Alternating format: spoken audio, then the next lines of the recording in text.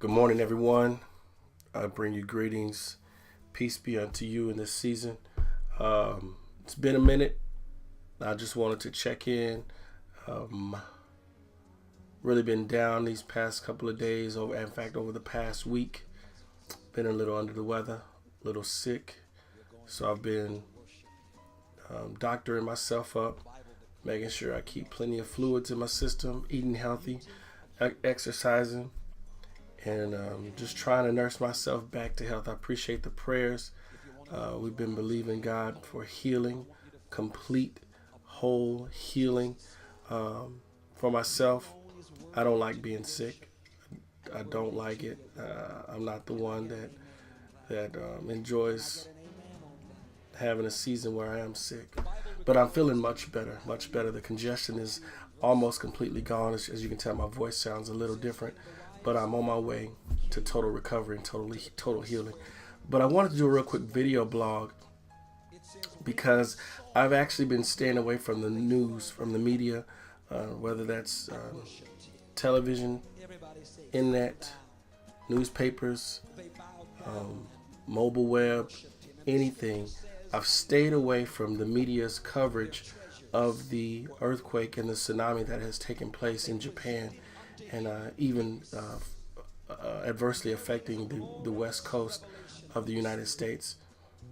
I do that for a number of reasons. The main reason I do that is so that I don't get so affected to the point where I'm in a state of subtle depression, because similar to other tragic events that have taken place in the past, I've been glued to the television, listening to the radio, looking online, trying to follow the story.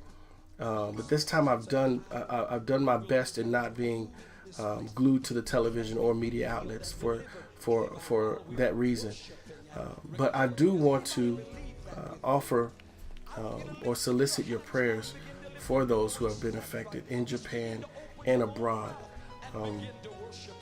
You have the ability to donate monies to the American Red Cross by texting the word tsunami to 50555.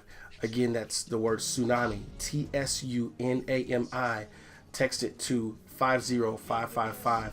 It's just a $10 donation that will automatically be billed to your cellular phone account that will be directed to the American Red Cross.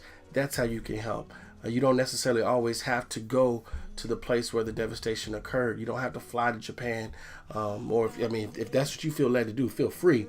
But at the same time, you can still help from home. I said all that to say this. Usually when I do video blogs, I try to have something that's significant and something hearty and something thought-provoking. And that's what I want to do right now. I'm in a season where I am being taken through a transitional phase. And I love it because it's a cycle. I love how God moves in seasons, in cycles. He takes us through seasons in our life. And it's through those transitional phases when we go from one season to the other where there seems to be the most tumultuous drama, so to speak. And I mean that with every sense of respect of the word, not negative drama, but drama to the point where there are ups and downs, and God begins to trouble the water. He does this in the story of the man at the gate called Beautiful, where there were 5 porches, and he was lame from birth and he couldn't walk, and every day he would go and begin to beg for help. And it was at one point where the lame man was at the gate, and he was there begging, and he said, I just want to be healed.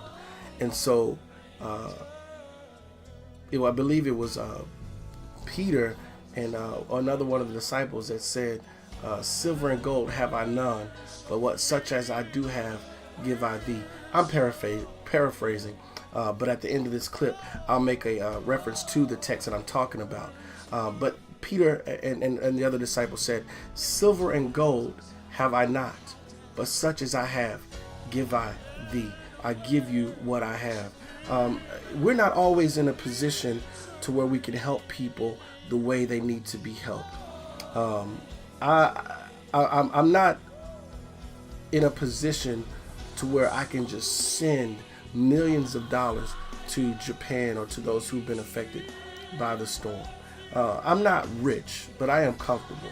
I don't want to downplay what God has done for me in my life, but there are certain things that we can do even while we're here, even while you're watching television, even while you're reading the newspaper, even while you're listening to the radio about the devastating effects of this storm. Not necessarily the storm, but the earthquake and the tsunami. There are things you can do to reach out and to be a blessing to someone. Oftentimes when we have things that go on here in the homeland, we feel compelled to help. But it's just a sign of compassion and care to extend the love abroad, to show others that we do care. And it's also being a beacon of light to those who are in darkness. I really believe that God is in total control over everything that's going on. I really believe that God knows what he's doing. And I really believe this is a critical time for the men and women of God to show that love that God has bestowed upon us to others. So feel free to text the word tsunami to 50555. I've done it, and I encourage you to do it as well. We want to be a blessing. We want to help those who are in need right now, because you never know when you will need help. You never know when it will affect us here. And in times like this, people need to know that there are men and women of God who truly care. People don't care how much you know until they know how much you care. I pray that God would bless you in this season. And please keep me in your prayers as I'm on the road to total recovery. God bless you, and may he keep you. Peace.